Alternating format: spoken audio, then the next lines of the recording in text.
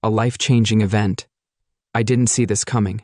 I was happily married for 22 years, 5 months, 6 days, and a lot of hours. It all ended because I wanted to order a pizza and was too lazy to go to the kitchen to uncharge my phone.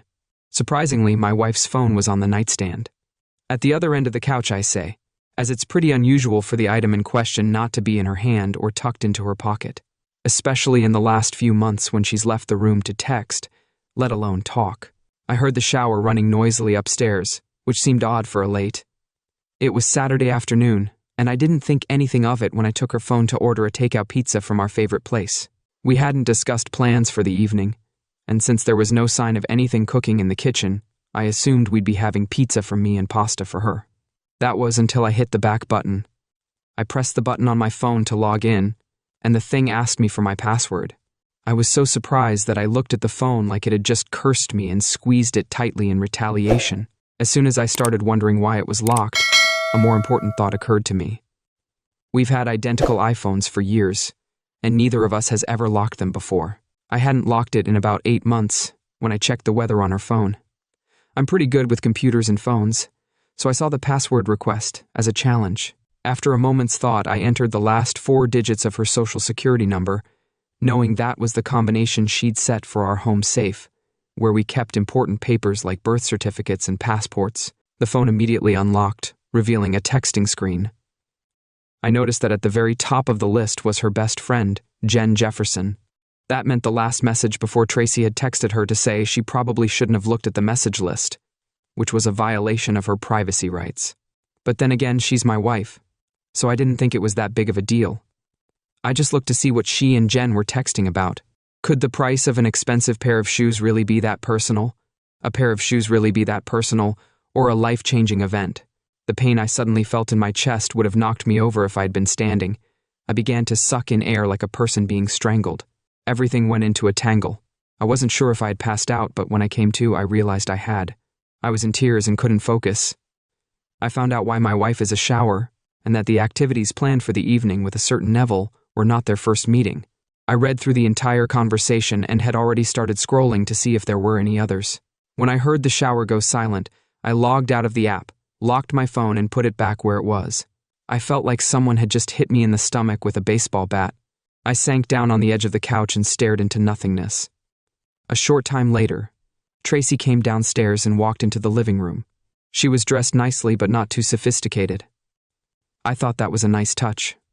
I was glad I didn't jump up and start choking her to death. I decided to see where this was going. "Hey babe, I'm going out with Jen and the girls tonight. You don't mind, do you?" she asked. There was innocence literally oozing from every word she said. I watched her carefully as she moved around the room. If she felt any guilt, I certainly didn't see it. "That's okay, sweetie. I'll just order myself a pizza tonight and relax watching the Twins play the Rangers," I replied, keeping my voice neutral. The acting game could have been played by 2 people. "You look good. I always think that blue dress suits you. Maybe I should go with you to make sure that guys don't misbehave." She'd texted her friend earlier to say that Neville was something else. Just thinking about him makes me melt. She grabbed her phone off the nightstand and headed for the exit, probably so I wouldn't have time to carry out my threat to go with her. I knew she'd meet Neville at the Red Lion for dinner, and then they'd go to. I wasn't seriously going to go with her. But before the end of the evening, that bland guy would definitely have to show up. I needed to make time somehow. I leaned back on the couch and indulged in memories of my marriage not so long ago. I would have called I always thought my marriage was perfect. I had no idea that Tracy thought I was boring in bed or unhappy with my performance. I had always made sure she was never left hungry, and from her screams, I couldn't be too boring in bed. My mind was filled with questions, not the least of which was how long the affair had been going on. We'd been married for 22 years, and I knew we weren't looking at a quarter of a century. I'm a CPA by profession, and probably by personality too. I'm analytical and calm, not prone to flights of fancy or anger. That probably explains why my wife thinks I'm bland. However, given that we have been married, given how long we'd been married, and how we'd raised 2 kids, she'd come to believe that I could be passionate in life, as well as in the bedroom. I was confused and hurt, and my anger began to simmer. I knew my wife and her lover had reservations for 6 that evening, so I pulled into the back parking lot of the Red Lion. I went to the Lion at 7 to keep an eye on the door. My plan was to follow them to Neville's house as I didn't know who he was other than his name. I remembered the first time I saw the woman who would become my wife. She was making ice cream at a Sunday event at my church, and I, like a few other guys, had an instant crush on her. She was a brunette with green eyes. I had to fight my way through several other young guys that day to get a chance to talk to her, but it was worth it. She was beautiful, smart, and had a good command of the language. I wrote down her name and phone number that day, but I didn't call her for 2 weeks. I thought that would give all the other guys time to back off. The relationship took off relatively quickly. We dated for 8 months before I asked her to marry me. 8 months after that, we got married. 2 more years after that, we had a son, Larry, and another 18 months later, we had a daughter, Delilah. Both children we were already in college, which might have been the start of the end of my marriage. I noticed that Tracy seemed a little distant from me, but when I tried to tell her about it, she said I was paranoid. I was shocked when Tracy walked out of the restaurant around 7:20. Then there was a tall, slim young guy who looked about 20 years younger than her. I was 47, so I didn't have any expectations about what her lover would look like. I certainly didn't expect to see a child. He's quite handsome, though I'm hardly a good judge of masculinity. He has a mop of curly brown hair and looks about 14. He was heavier and 7.5 inches taller than me. I watched them kiss before they got into his car and drove away. I followed them at a decent distance, knowing that the last thing they expected was for me to follow them in my freshman car. After 15 minutes of driving, they stopped in front of an apartment building and went in with my wife, with his arm around her waist. A minute later, I saw the lights come on in the third-floor apartment. I knew they'd done this at least a few times, so I didn't feel the need to rush over there right away. I wanted to give them a chance to start. Then I decided to put a stop to it. I waited for about 15 minutes, getting more and more angry. When I got to the door of the apartment, I assumed it was Neville's. My wife let out a loud shriek of pleasure and started screaming for more. I was in the hallway, hearing her screams, while at home she acts like she's in church. When I got home, my wife was acting like she was in church. I pounded on the door, and finally Neville answered. He was wrapped in a robe and looked a bit off, so I gave him a good punch right in the nose. It made him jerk backwards and blood spurt from his face. I gave him another punch right in the chest and he went down. I went past the prostrate and rushed to what I assumed was the bedroom. I found my wife, who was obviously naked, huddled under the sheets. She'd heard our brief altercation but didn't know what had happened or who was at the door. When I appeared in the bedroom doorway, her eyes were as big as an owl's. She opened her mouth but didn't say anything. I shouted, "Don't come home. You don't live with me anymore." I called her back in a few days and said I'd let her come over and get her stuff.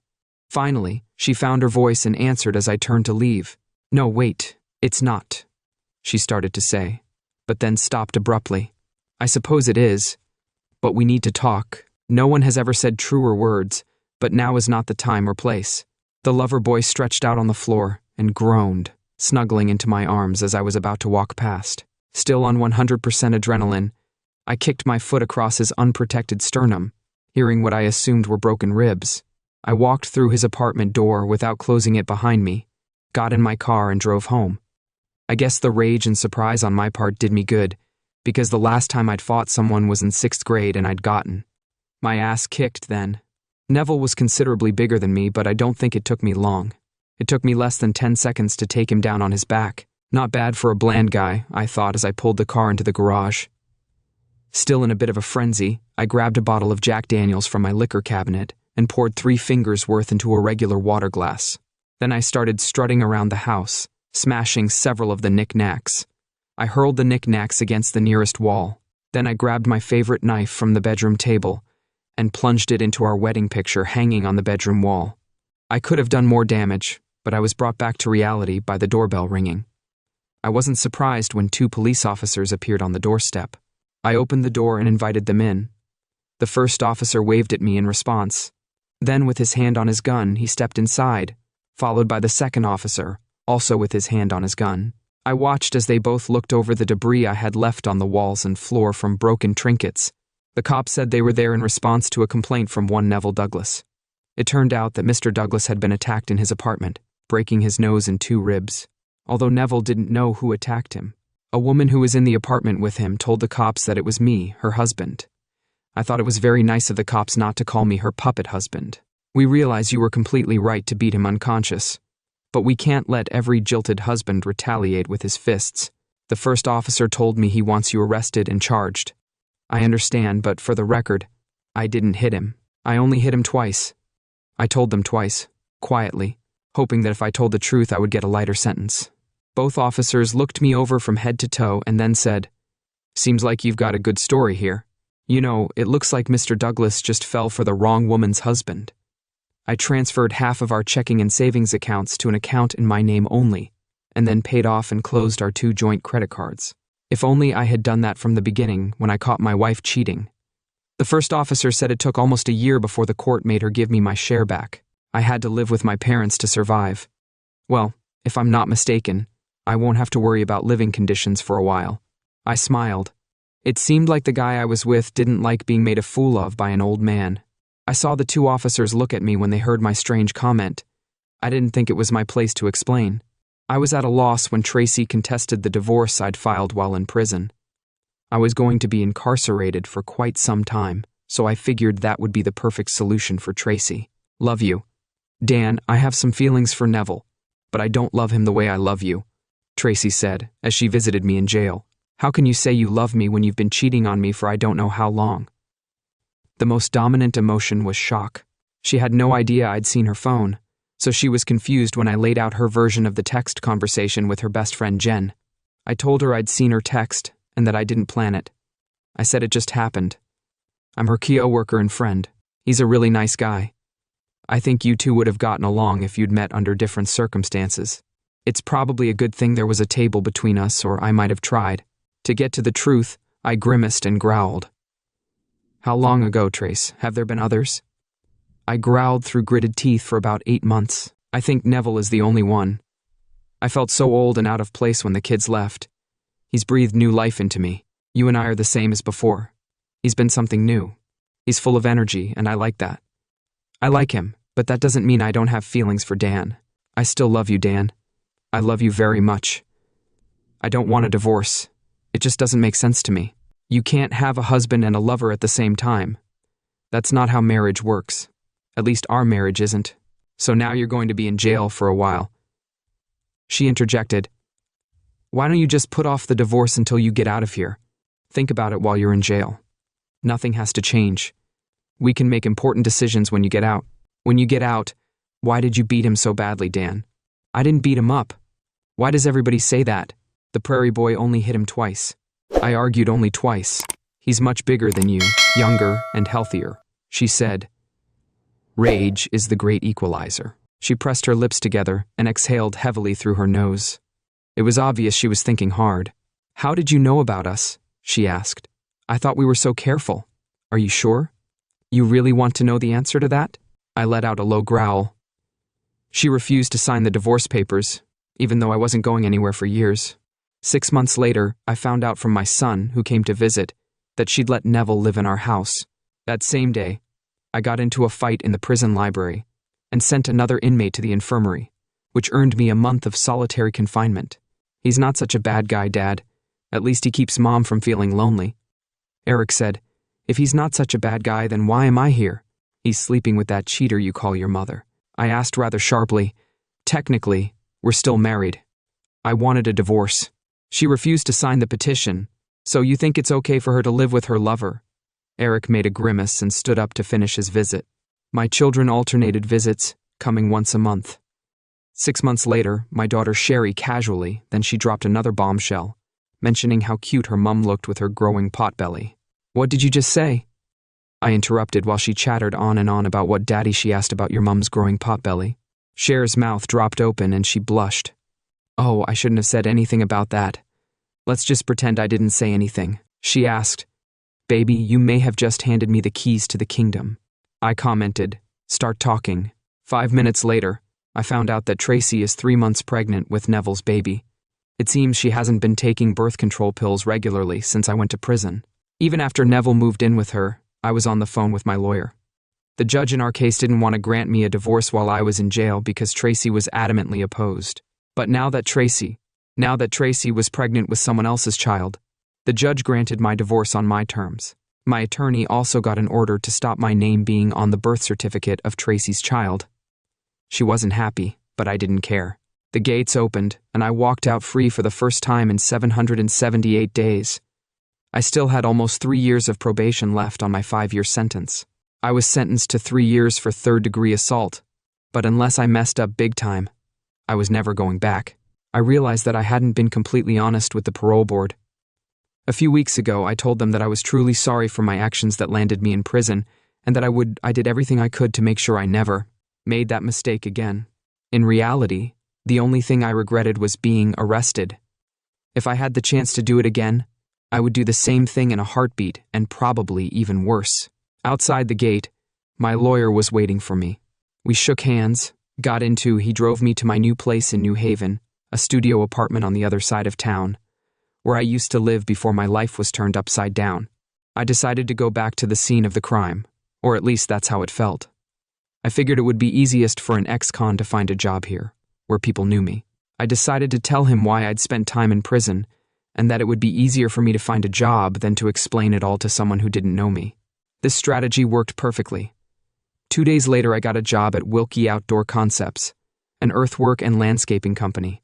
Probably because the owner is also an ex, I ended up getting a job anyway, and it was a paying job, so I was happy about that. The biggest flaw in my strategy was that I knew one day I would have to confront my ex. My wife had an affair with her lover and the baby daddy. I would have found it difficult to hold back, and I really didn't want to go back to prison and serve my time. I ran my fingers over the scar from my right eyebrow to the middle of my cheek, about 7.5 centimeters across. It is a constant physical reminder of the worst stretch of my life, and that I was able to survive it 3 years before that I felt like I had the whole world by the balls. I had a loving wife of 22 years, my soulmate for 22 years, 2 wonderful kids in college, a good job and a great house. All this was before I found out that my wife had been cheating on me for several months with a much younger and larger man who had helped her get over feeling old and unwanted after our kids left home for college. Just a word of advice to you kids, as tempting as it may be, never hit your wife's lover. I felt great at the time, but it cost me over 2 years in prison. I broke his nose and 2 ribs. My job was basically for 3 seasons, and there were layoffs in the winter. But when there was work, I made good money. With unemployment benefits and careful budgeting, I could easily make ends meet. I could have gone back to being an accountant, but I really like the physical work of landscaping. It doesn't require much thought. In fact, it's almost the exact opposite of my previous work experience. After 3 years of working outside, my skin darkened and took on a rougher appearance. I gained about 9 lbs of muscle while losing some fat. I was in probably the best physical shape of my life with noticeable abs. I also gained more muscle in my arms, chest, and back. My dark brown hair, which I used to trim neatly, had grown out and turned into a shoulder-length mop of curls. On windy days, I sometimes pulled it back into a ponytail. I even got a tattoo on my left forearm. It says freshness in cursive and is about 13 centimeters long. It's a reminder that I need to be more assertive and take control of my life, even if it sometimes makes others miserable. I'll never forget the time my ex-wife. My wife blamed me in a text message to a friend, saying that her lover was not a nice guy like me. I decided that I would be that kind of guy for the rest of my life. Freshness had to serve my purpose. I got the tattoo about a year after I got out of prison. In 2 years, I had to explain its meaning about 24 times. You're Dan Byrne, Tracy's ex. I was sitting at DeVito's, a quiet bar 15 minutes from my apartment on a Thursday night, watching Thursday night soccer and drinking beer. There were important people at DeVito's that night, so I had the perfect excuse to socialize. I didn't know the woman very well, but I recognized her as Jen Jefferson, my ex-wife's best friend. And yes, the very same Jen Jefferson. In some ways, I blamed her for helping to destroy my marriage, though I actually realized that in her texting with Tracy, she hadn't encouraged or hindered her friend's affair. Still, it was a good old-fashioned. I decided to ignore the message because it was from those texts that I learned of Tracy's infidelity. Yes, it's me. I replied to the tall, thin, good-looking. Look, woman, what gave me away? The tattoo on my forearm or my forehead? It's probably not very well lit in here, but I can't see anything on your forehead, she said, seriously, while her eyes searched me. If you look closely, there's a word written there, stooge. I had a great marriage, she said. You had a great marriage. I had a great marriage, I said, with a slight chuckle in my voice. You look good, Jen. To what do I owe this pleasure? Do you want to rub my nose in it about my ex? I asked her if she was cheating on me, or if I was a fool to divorce her.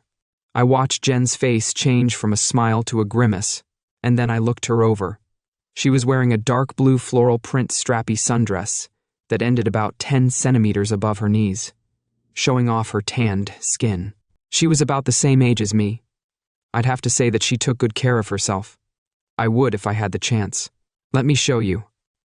Okay, let's see where this goes. I raised my finger and motioned for her to twirl. She did, smiling. Her sundress lifted slightly as she did so, which made me smile. She had nice, very nice legs. I imagined how they would look with them hugging my body. She frowned slightly, and I wondered for a second if she was reading my mind. I realized that I was mostly Tracy's friend, and you and I didn't know each other very well. I'd like to stop by and see how you're doing. I know the last few years haven't been the best for you.